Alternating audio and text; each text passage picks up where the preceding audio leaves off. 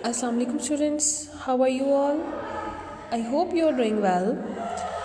So today's lecture is about patriotism, question answers, reading and critical thinking.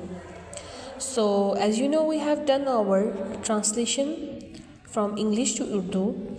Now we have to do the question and answers. So you will write it on your notebooks and you will learn it as well. So let's start. The first question, how do you personally define patriotism? آپ ذاتی طور پر حب الوطنی کی تعریف کیسے کرتے ہیں؟ Can you provide an example from your own life or community that illustrates your definition? کیا آپ اپنی زندگی یا کمیونٹی سے کوئی ایسی مثال پیش کر سکتے ہیں جو آپ کی تعریف کو واضح کرتی ہو؟ He is asking about our own life examples کہ ہم محب وطن ایز اے محب وطن یعنی جو لوگ محبت کرتے ہیں اپنے وطن سے ہم کیا اپنی کمیونٹی کے لیے کرتے ہیں، ٹھیک ہے، وہ ہم سے یہ پوچھنا چاہ رہا ہے. So what the answer is patriotism is a love and loyalty toward one's country shown through actions that contribute to its welfare.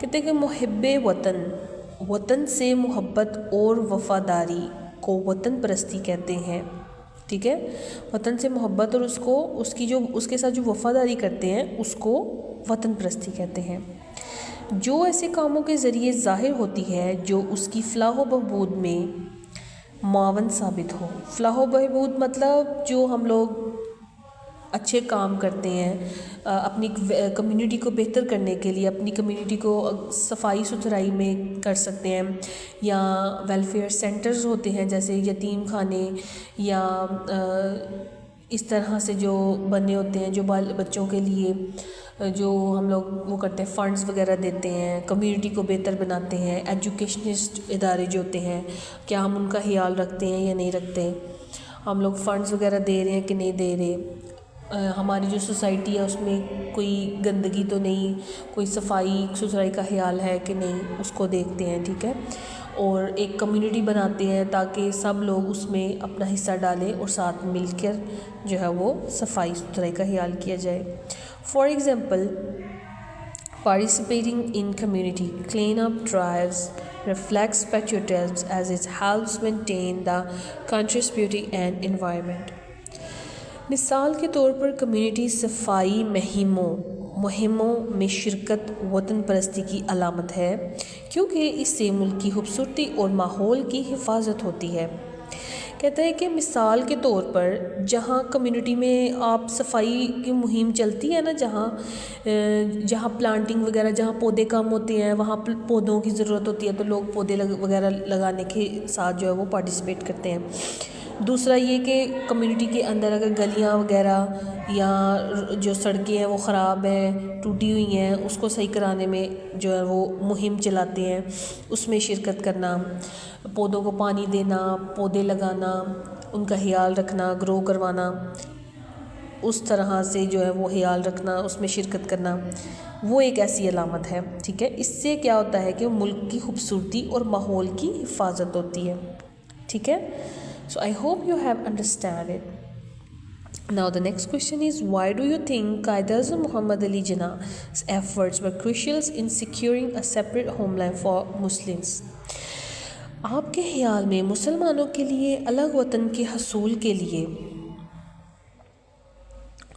Quaid Azam محمد علی جناح کی کوششیں کیوں اہم تھیں؟ کہتے ہیں کہ قائد اعظم محمد علی جناح مسلمانوں کے لیے الگ وطن کیوں حاصل کرنا چاہتے تھے. قائد اعظم محمد علی Jinnah's efforts were crucial because he fought for the protection of Muslim values, culture and identity, ensuring a separate homeland where they could live according to their beliefs. Quaid Azam محمد علی جناح کی کوششیں اس لیے اہم تھیں کیونکہ انہوں نے مسلم اقتدار، ثقافت اور شناخت کے تحفظ کے لیے جد و جہد کی اور ایک الگ وطن کے قیام کے لیے اس کو یقینی بنایا جہاں وہ اپنے جو ہے وہ سیپریٹ ہوم لینڈ کو ترجیح دے سکیں، اپنے ایمان کو اور مضبوط کر سکیں، اپنی نمازوں کو قائم کر سکیں تاکہ ان کو کوئی تنگ نہ کرے، ان کی عبادات میں ان کو کوئی تنگ نہ کرے جب وہ عبادت کرتے ہیں مسلمان، ٹھیک ہے، اپنے جو ہے وہ رولز خود بنا سکیں، ٹھیک ہے۔